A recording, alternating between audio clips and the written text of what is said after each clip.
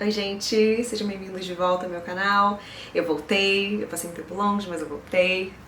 E eu trouxe pra vocês o meu vídeo do setup do meu Bullet Journal de 2023. Vamos lá!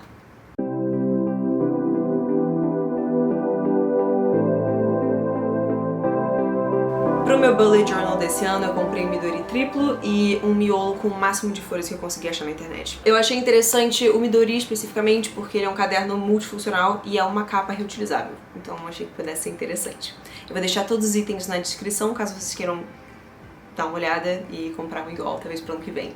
Vamos direto ao ponto. Abrindo a primeira página do Bullet Journal, eu tenho aqui as minhas chaves. Se você conhece o método do Bullet Journal, você conhece as chaves tradicionais. Eu adicionei as minhas próprias ao longo dos anos e fui criando as que funcionavam melhor pra mim e se adequavam melhor ao meu dia a dia. No meu vídeo sobre bujo do ano passado, eu falei um pouco sobre as minhas chaves de prioridade e as de aniversário, que eu mantive esse ano, mas eu criei outras duas que eu achei que talvez pudessem ser interessantes de apresentar pra vocês. Então, aqui vão elas. Eu tenho uma bolinha que representa a lua e suas diferentes fases, que são interessantes pra mim, caso eu queira seguir com algum ritual que eu criei pra mim mesma, que agora não veio ao caso, mas caso vocês tenham interesse eu posso fazer um vídeo específico falando sobre isso. E a minha nova chave favorita é a minha chave do tempo.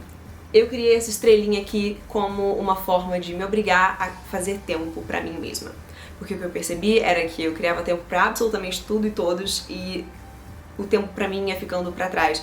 Então, a partir do momento que eu coloco essa chave aqui, esse dia, ou num determinado momento desse dia aqui, eu vou tirar pra usar pra mim mesma. Então eu vou pintar, eu vou desenhar, eu vou escrever, eu vou meditar, fazer yoga, não sei. Eu vou fazer algo que eu sempre digo que eu não tenho tempo pra fazer, mas eu tenho sim, eu só não uso o meu tempo bem o suficiente. Na página seguinte, eu tenho um espaço para datas comemorativas.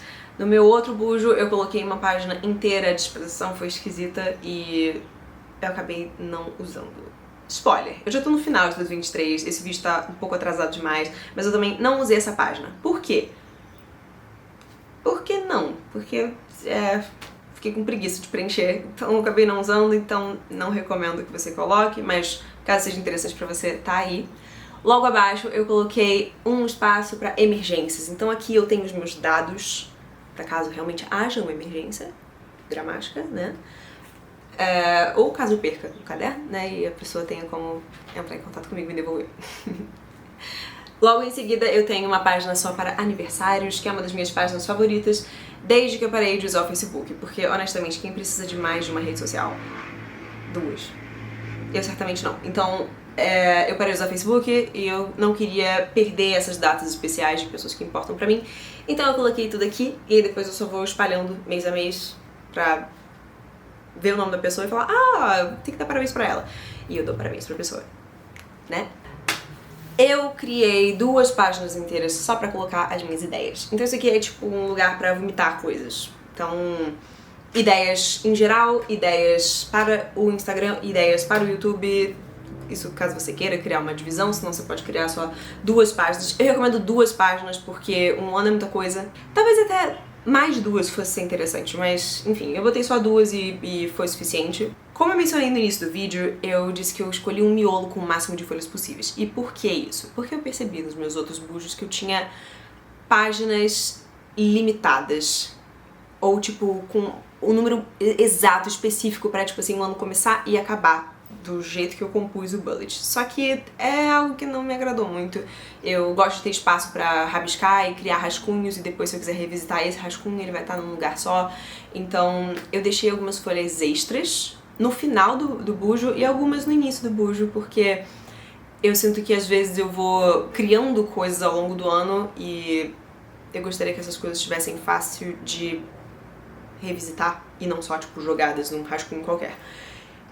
E uma dessas páginas que surgiu foi a minha página de intenções. Essa página de intenções acabou entrando na frente do bujo porque essas aqui são as minhas resoluções de ano novo. Só que elas não são metas, e por isso eu chamei de intenções, porque eu queria que fosse algo que ficasse comigo, mas que não fosse decepcionante se eu não conseguisse alcançar, entendeu? É algo que eu queria que ficasse como se de forma inconsciente presente ao longo do meu ano. E eu acho que é interessante ter ela no início do bujo só pra, de vez em quando, eu abrir a página e dar uma relida e falar, caramba, o que aqui eu não tô fazendo o suficiente, como eu posso reinserir isso aqui dentro da minha rotina, dentro do meu dia a dia.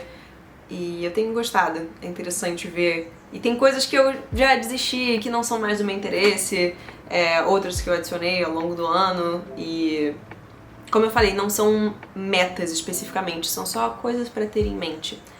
E aí, caso você queira um exemplo, eu tenho aqui meditar mais, trabalhar mais com as mãos, esculpir mais, ler pra procrastinar, porque se eu vou procrastinar é melhor ser produtiva sobre, certo? Então, Deixei umas outras folhas livres aqui pra fazer anotações que eu achasse que fosse interessante. Por hora tá em branco, mas nunca se sabe. E logo em seguida a gente inicia o mês de janeiro. Como sempre, eu começo o mês com as minhas metas e com as minhas vitórias quando o mês acaba. Que é uma das minhas coisas favoritas realmente sobre o Bullet Journal, é criar esse espaço para estabelecer metas, e esse espaço de vitórias, na verdade, talvez seja a minha coisa favorita, porque as vitórias não tem nada a ver com as metas, não tem nada a ver com as coisas que você se propôs a fazer profissionalmente ou pessoalmente, são pequenas vitórias. Então talvez um mês que você não tenha sido tão produtivo ou que tenha sido especialmente difícil, talvez para a sua saúde mental ou física ou no trabalho, que seja, mas é um lugar para você contar pequenas vitórias. Então, se você não conseguiu cumprir as metas que você estabeleceu, você saiu com um amigo e se divertiu muito, isso é uma vitória. E eu gosto de poder revisitar elas em determinado momento. Então essa é uma das minhas páginas favoritas. E seguido das metas, eu achei que fosse interessante criar um diário visual.